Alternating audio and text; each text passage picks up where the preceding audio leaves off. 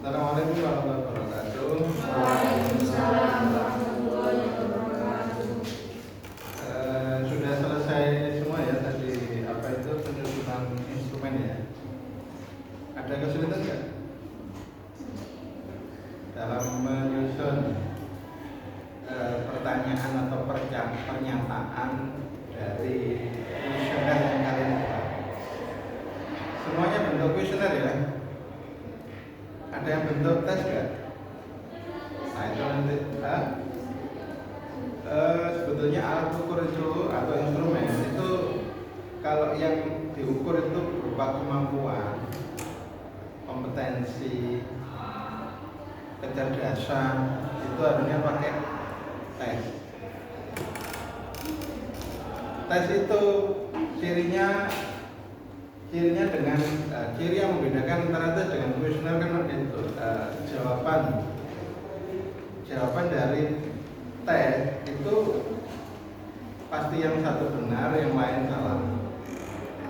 Nah kalau kuesioner itu hanya gradasi saja, dari sangat setuju ke setuju, abstain, tidak setuju, sangat tidak setuju, atau selalu, sering, jarang, kadang-kadang, tidak pernah. Itu adalah gradasi dari jawaban kuesioner, tidak mengenal benar salah. Terus skornya ya, kalau kuesioner skornya itu 5, 4, 3, 2, 1 atau sebaliknya 1, 2, 3, 4, 5. Tapi kalau tes, skor yang diperoleh dari responden yang jawab benar itu 1, tapi yang jawab salah itu 0. Nah, sehingga kita mengenal data yang dihasilkan dari tes itu datanya dikotomik. Sementara data yang dihasilkan dari kuesioner itu datanya kontinum. Nah, itu nanti menggunakan ketika menguji validitasnya itu akan menggunakan rumus yang berbeda. Jadi rumusnya nanti berbeda ketika melakukan uji validitas. Nah, kita ini sedang membahas penelitian tindakan kelas materi merdeka.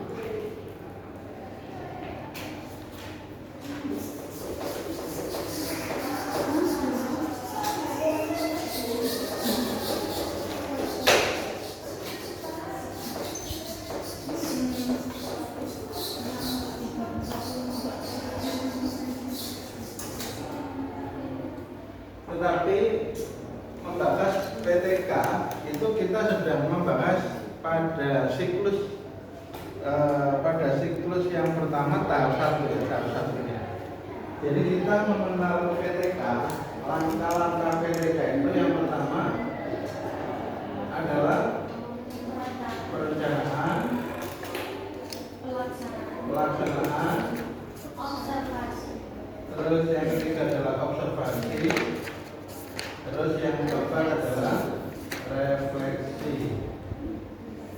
Nah, masih perencanaan itu kita merencanakan alat ukur, kita merencanakan tindakan dengan menyusun RPP. Nah, sekarang kita dalami yang pertama ini dulu karena belum selesai. Jadi ketika kita membuat alat ukur, itu prinsip yang harus dipenuhi. Alat ukur yang kita buat harus memiliki validitas, dan yang kedua adalah memiliki reliabilitas. Jadi syarat instrumen sah digunakan. Nah, begitu. Instrumen penelitian itu sah digunakan jika sudah dipastikan instrumen atau alat ukur itu valid. Yang kedua adalah reliable. Nah, itu. Jadi yang pertama syaratnya alat ukur yang digunakan itu harus valid. Yang kedua harus reliable. Karena itu Karena itu peneliti terlebih dahulu harus melakukan kegiatan yang namanya uji validitas dan uji reliabilitas.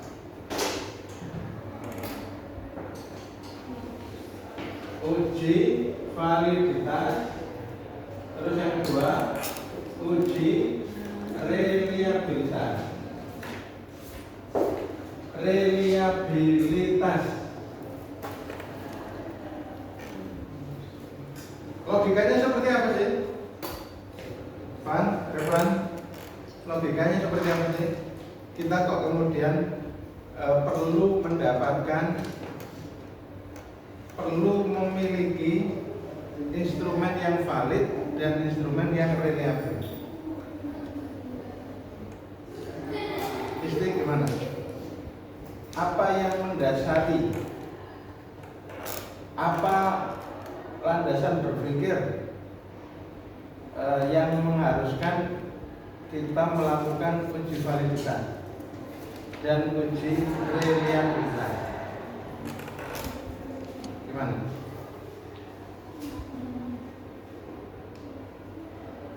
Ngapain sih kita itu kok harus uji validitas? Ngapain sih kok harus uji reliabilitas? Kok nggak langsung dipakai aja untuk mengambil data? Kan begitu. Alat ukur nanti kan digunakan untuk mengambil data, mengumpulkan data.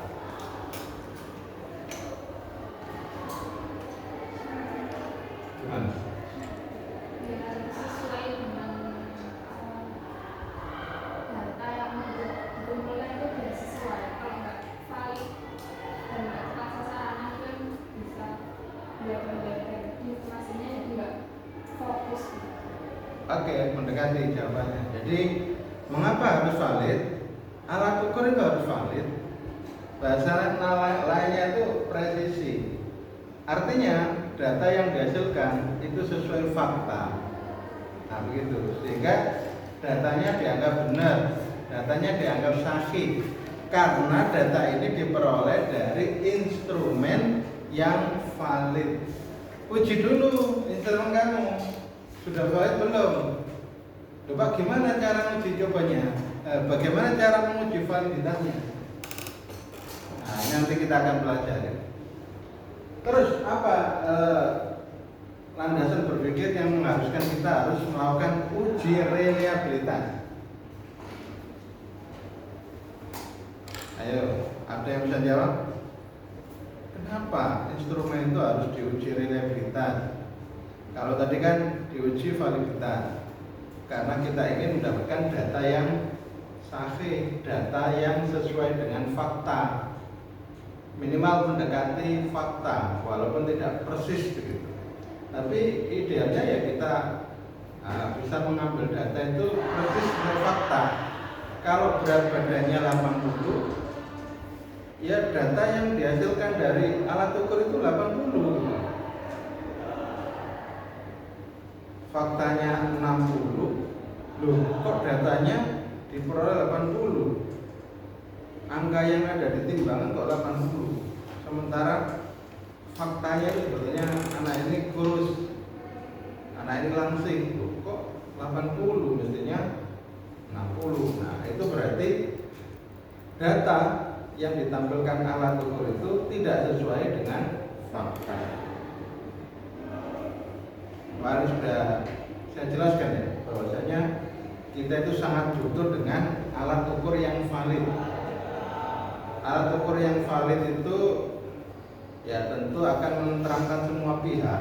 Contohnya, kalau kamu beli mangga di pasar, terus kok dapatnya kok sepertinya belum 1 kilo ya, padahal belinya 1 kilo. Nah, itu kan kamu merasa nggak enak hati, kayaknya dicurangi gitu, kayaknya dibujui. Maka itu kemudian ada proses kalibrasi untuk memvalidasi timbangan itu, antara lain pihak dinas perindustrian setiap bulan ngecek ke pasar-pasar, mengukur timbangannya, apakah timbel yang 1 kilo itu betul-betul 1 kilo persis atau enggak, apakah timbangannya itu ketika tanpa timbel itu betul-betul seimbang atau enggak. Nah Nah, misalnya ya, gak ada timbel aja itu udah jomplang ke timbel. Nah itu kan berarti kemungkinan orang ini curang. Atau kalau nggak sengaja curang, dia nggak sengaja curang, cuma karena timbangan itu mengalami bahasanya apa itu, mengalami korosi, mengalami macam-macam. Itu akhirnya tidak betul-betul presisi 1 kilo. Paham ya? Jadi besi itu ternyata kadang memuai, kadang bisa menjadi lebih berat, sehingga kemudian kadang perlu dibuat lebih presisi setiap periodik itu dicek.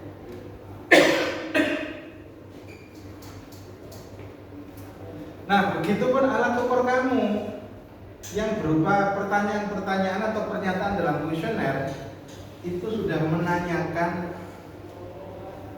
ya ciri-ciri yang memang ada pada variabel yang diteliti itu enggak. Loh, yang diteliti itu ciri-cirinya A, B, C, D, E, F, kok yang ditanya itu G, H, I, J, K, L. Nah, itu berarti kan alat ukur kamu itu menyimpang dari yang seharusnya. Wong yang diukur A, B, C, yang seharusnya diukur itu A, B, C, D, E, F, kok yang ditanyakan itu G, H, I, J, K, L. Itu berarti sudah jelas ini alat ukur ini tidak presisi. Datanya berarti tidak akan berupa fakta yang terkait dengan variabel yang diteliti. Itu yang validitas ya. Nah, yang reliabilitas itu untuk apa? Reliabilitas. Memastikan konsistensi. Konsistensi. Intinya di konsistensi. Alat ukur ini konsisten kan? Dipakai oleh kelas ini dengan kelas lain itu konsisten nggak? Kalau konsisten itu berarti dapat diandalkan. Kalau nggak konsisten ya nggak dapat diandalkan. Artinya apa? Dipakai di sekolah A itu hasilnya presisi. Loh, digunakan di sekolah B kok nggak presisi. Nah itu berarti instrumen kamu tidak reliable, tidak bisa mendapatkan data yang konsisten, otomatis tidak dapat diandalkan. Nah, begitu ya. Jadi penelitian kita tidak boleh menggunakan instrumen yang nggak valid, instrumen yang nggak reliable. Itu kamu nggak boleh menggunakan instrumen yang seperti itu. Datanya tidak akan sesuai fakta. Datanya tidak bisa diandalkan. Nah, begitu. Karena itu kita sekarang konsentrasinya adalah bagaimana cara mendapatkan instrumen yang valid dan reliable. Nah, dalam penelitian tindakan kelas yang menggunakan instrumen itu juga harus dilakukan uji validitas dan uji reliabilitas. Nah, bagaimana caranya? Nah, kita terlebih dahulu perlu mengenal apa itu validitas, terus validitas itu seperti apa? Tadi validitas tadi ya, itu dapat diartikan sebagai kedekatan antara fakta dengan data. Data hasil ukur memiliki kesamaan dengan fakta yang diukur. Nah, itu berarti valid. Nama lainnya itu presisi. Kalau bisa itu mendapatkan data yang persis dengan faktanya. Tapi kadang-kadang memang tidak bisa. Kalaupun nggak bisa ya mendekati. Itu minimal data hasil ukur mendekati fakta yang diukur. Kamu ngerti ya bedanya data dengan fakta ya? Ya, fakta itu kan berat badan kamu itu fakta. Tapi yang muncul di timbangan berupa angka itu loh data. Nah, IQ kamu, kalau misalnya kamu tes IQ, nah, kan ada alat ukur berupa soal-soal itu kan, kamu disuruh jawab. Terus sebetulnya kamu itu cerdas banget. Pokoknya ngerjakan soal-soal manapun itu kayaknya itu gak ada masalah. Loh, kok kemudian dari hasil tes itu keluar angka 80? Loh, ini berarti gak sesuai fakta ini. Kok bisa? Salah instrumen ini kayaknya. Nah, akhirnya kemudian hasil yang diperoleh atau data yang diperoleh tidak sesuai dengan fakta. Nah, untuk uji validitas itu uji yang memastikan data kita itu valid. Nah, valid sendiri itu dikenal dengan dua jenis, validitas teoritik itu yang pertama, yang kedua adalah validitas empirik. Maksudnya apa? Sebuah instrumen itu bisa dikaji validitas teoritiknya, juga validitas empiriknya. Kalau validitas empirik itu instrumen diuji coba di lapangan, itu namanya empirik. Empirik itu identik dengan penggunaan instrumen itu di lapangan penelitian. Itu berarti sudah empirik ya. Jadi ketika kamu melakukan uji coba instrumen itu berarti dalam konteks untuk uji validitas empirik. Tapi terlebih dahulu yang ideal itu instrumen itu perlu diuji validitas teoritiknya. Bagaimana caranya? Caranya sebetulnya itu mudah, yaitu memberikan hasil kerja kamu berupa instrumen yang sementara itu untuk dinilai, direview oleh para pakar, oleh ahli. Nah, kalau ahli itu siapa Pak? Ahli itu kriterianya adalah orang yang sudah menempuh jenjang S3. Itu kriteria ahli menurut KKNI, Kerangka Kualifikasi Nasional Indonesia. Jadi orang yang dianggap ahli adalah orang yang sudah menempuh lulus jenjang S3. Jadi kamu misalnya ingin menguji validitas instrumen kamu, ya berikan instrumen kamu itu kepada ahli, misalnya kepada dosen yang sudah lulus doktor. Terus kemudian kamu bisa minta direview, Pak, apakah pertanyaan-pertanyaan saya ini sudah menanyakan variabel yang saya teliti. Nah, nanti akan dicek kisi-kisi atau ciri-cirinya itu ini. Terus kemudian pertanyaannya ini. Oh iya, sudah cocok ini. Jadi ahli mereview hasil kerja penyusunan instrumen kamu itu sudah bisa dianggap uji validitas teoritik ya. Jadi secara teoritik itu dikaji, tetapi perlu diketahui ternyata secara teoritik itu dapat dibagi kepada dua. Secara teoritik dari aspek kontennya, secara teoritik dari aspek konstruknya. Bagaimana itu contohnya? Nah, sekarang coba amati. Misalnya ada variabel Y, pemahaman materi ijtihad.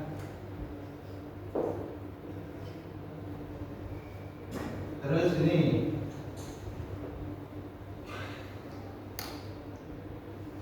kemampuan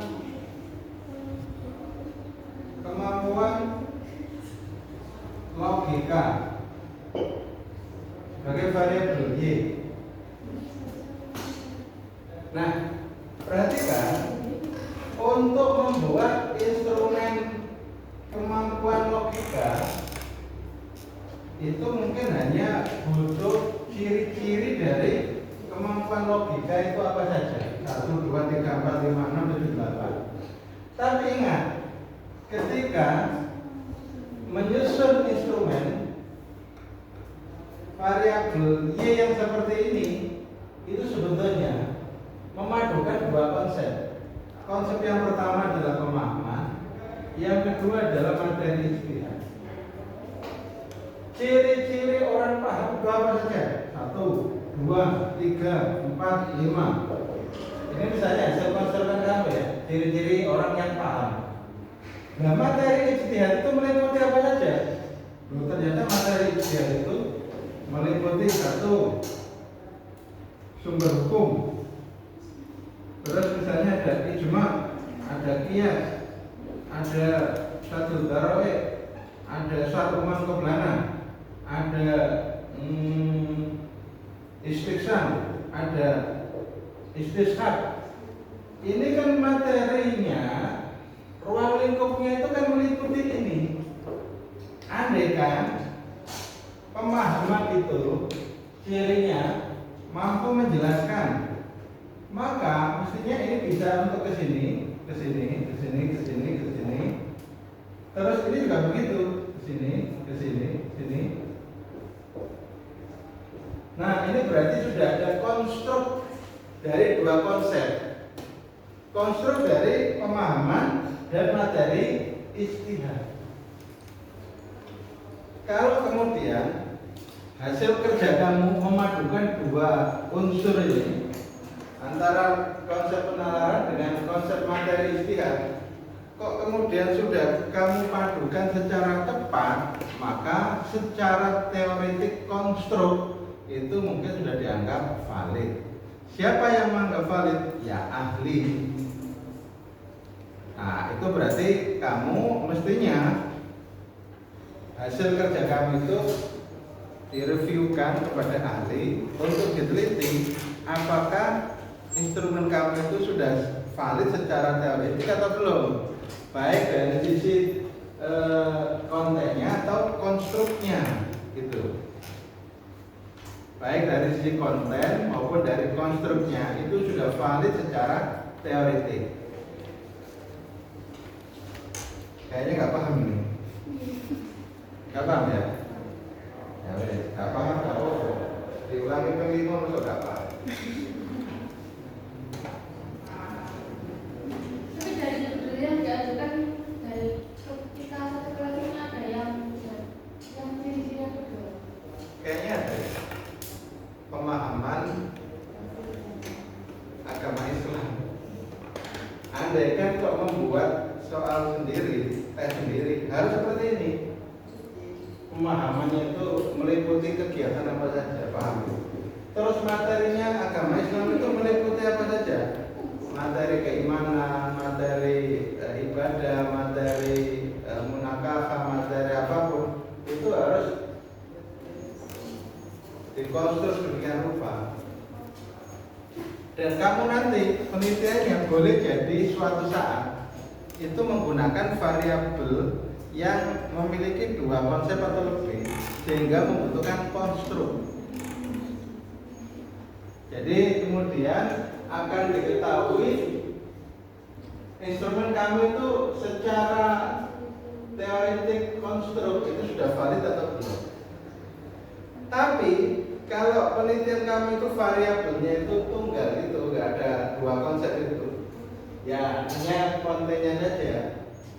Kalau yang ini kan konten dari pemahaman itu apa saja, konten dari materi itu apa saja, kemudian dikonstruk, dipadukan. Makanya memerlukan validitas teoretik konten dan validitas teoretik konstruk. Untuk yang ini, kalau yang ini cukup validitas konten.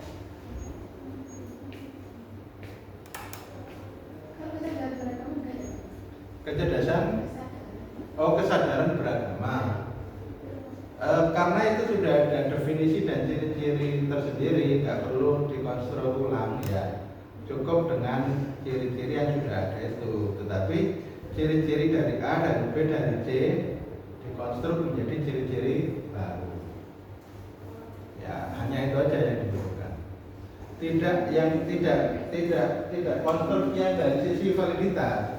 Konstruk dari sisi penyusunan ciri-ciri di variabel tersebut.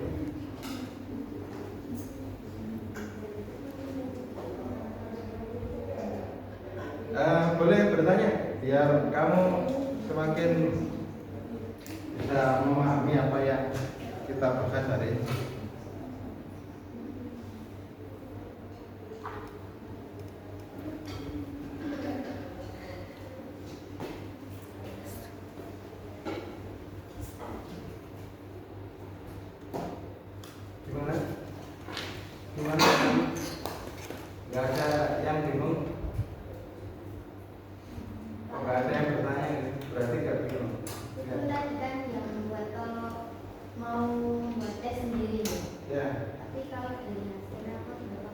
Nah itu penelitian itu ternyata bisa dilakukan, datanya itu tidak harus secara primer. Data primer itu maksudnya apa? Data yang diambil sendiri oleh peneliti menggunakan instrumen yang dibuat sendiri, itu namanya data primer. Bisa menggunakan data sekunder, data yang sudah ada di sekolah. Bukan kan hasil belajar agamanya itu kan sudah ada, ya bisa menggunakan itu. Jadi kalau hasil belajar agama, sementara materi agamanya ada 4, ya berarti materi pelajaran 4 itu diambil semua, baru nanti dibuat rata-ratanya. Nah itu nanti yang akan digunakan, yang akan dimasukkan di rumus statistiknya.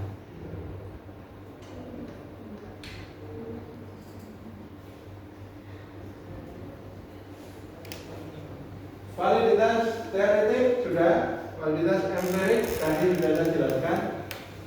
Tapi di sini dibagi menjadi 2, validitas empirik internal dan validitas empirik eksternal. Bedanya apa? Kalau validitas empirik yang internal, kamu itu melakukan uji coba, terus hasilnya diuji pakai rumus uji validitas itu. Nah akhirnya kita putuskan, oh nomor 1 valid, oh nomor 2 valid, nomor 3 nggak valid, nomor 4 valid, nomor 5 valid, nomor 6 nggak valid. Nah yang nomor 3 tadi nggak valid dibuang karena nggak valid atau direvisi. Nah begitu. Itu berarti kamu sudah uji coba internal. Tapi kalau kamu mau melakukan uji coba eksternal, hasil uji coba internal kamu itu dibandingkan dengan hasil uji coba dari instrumen lain. Kesadaran beragama itu kan tidak hanya kamu yang membuat instrumen, ada orang lain yang sudah membuat instrumen.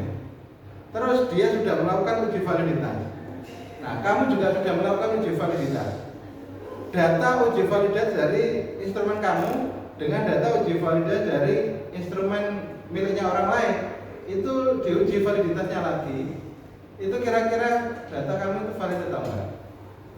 Nah, itu adalah contoh uji coba validitas empirik tapi yang eksternal, membandingkan dengan tes yang lain, membandingkan dengan uji validitas, membandingkan dengan validitas tes atau instrumen yang sudah dibuat oleh orang lain. Nah gitu.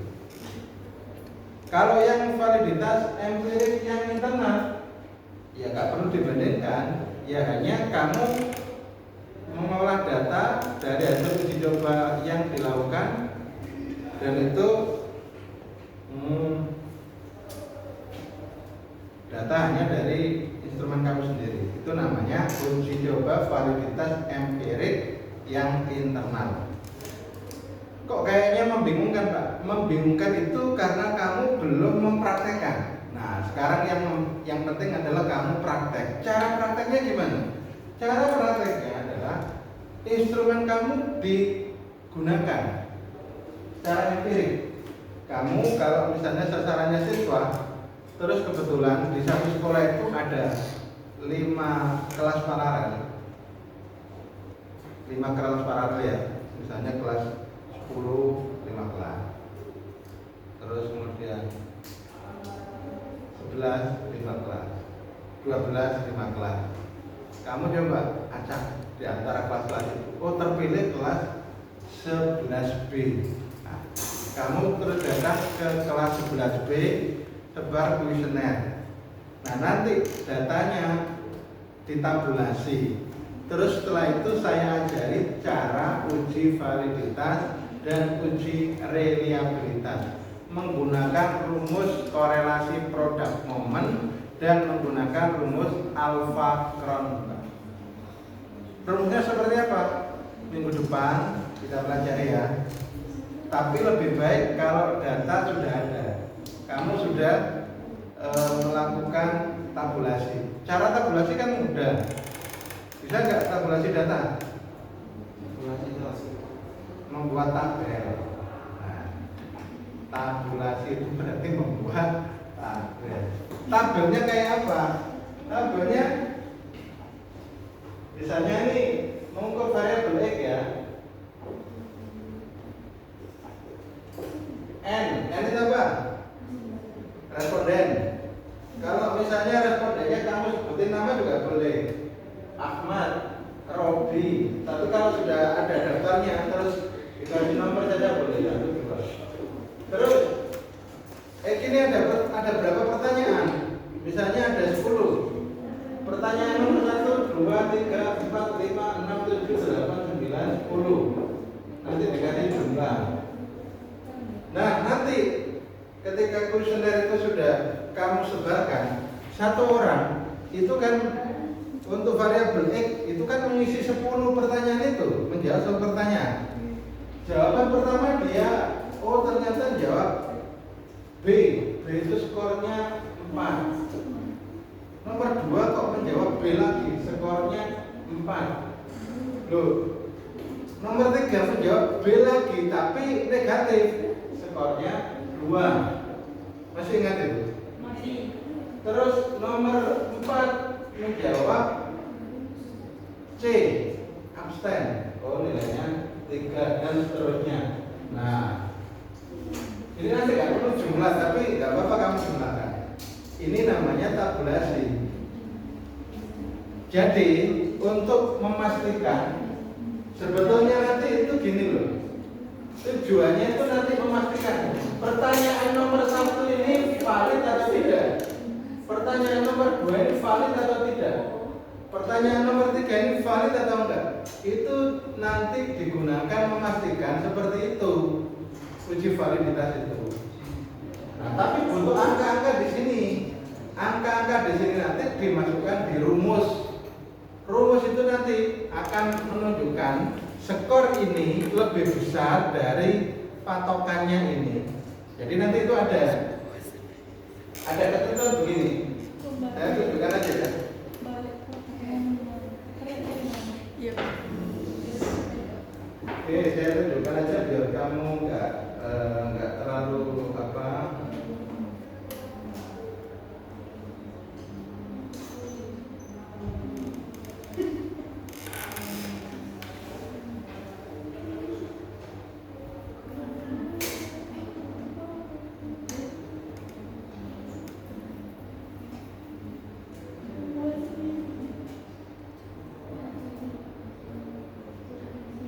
Nah, misalnya ini ya.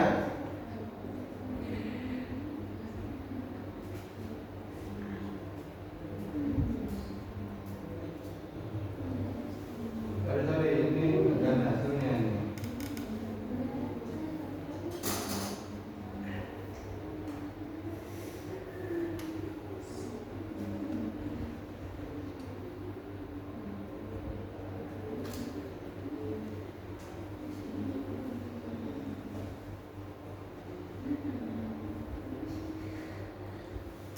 Ya kan enggak?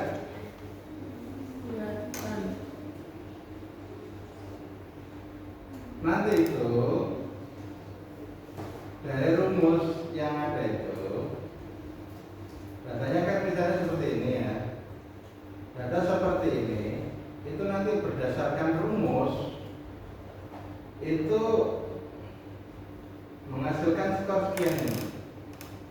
Jadi angka 3, 4, 2, 2, 2 sampai seterusnya ini nanti ketika sudah dipraktekkan rumusnya itu nilainya itu diperoleh 0,69.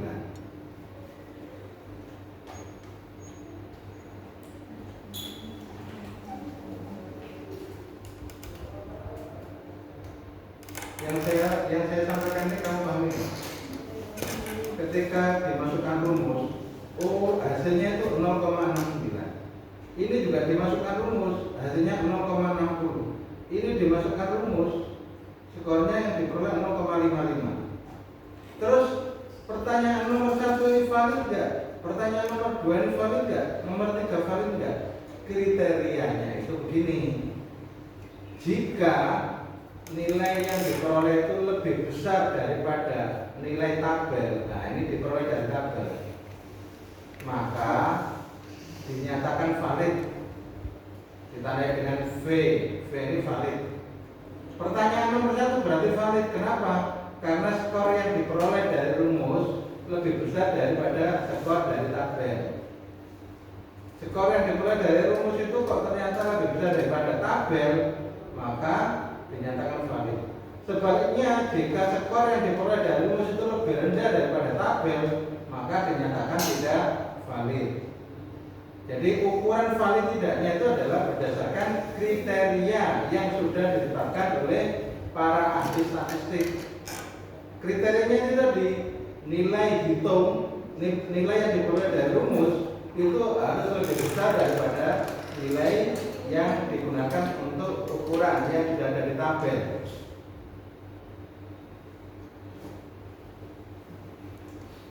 Nah, itu cara melakukan uji validitas. Kalau ini menggunakan Excel ya, tapi nanti kita ajari menggunakan SPSS. Kita nanti juga bisa ajari menggunakan Excel, tapi juga bisa menggunakan SPSS. Sehingga kamu tidak perlu menghitung pakai rumus. Kalau pakai rumus itu kamu menghitung rumus saja itu sudah berat. Terus kalau diterapkan ada 12 pertanyaan, berarti ada 12 kali menggunakan rumus. Nah itu kalau kemudian pakai SPSS, sekali klik udah semua keluar hasilnya, sehingga kamu tidak mengalami kesulitan. SPSS itu ada aplikasi? Ya, kalau sudah ada yang bawa laptop atau bawa flash disk, ada yang bawa flash disk? Bukan. Oh iya, sekarang banyak yang nggak mau bawa flash disk. Lupa, Pak. Besok hari Kamis kamu bawa flash disk, terus saya ajari untuk aplikasi itu installnya, menginstal aplikasi SPSS di laptop. Nah terus kemudian kamu menggunakan SPSS itu untuk uji validitas sampai analisis nanti. Ada banyak fitur yang digunakan di SPSS untuk kebutuhan penelitian. Ya. Pak, kalau nggak pakai flash disk gimana? Nggak bisa. Pakai apa ya? Berat sekali ya. Pakai Google Drive.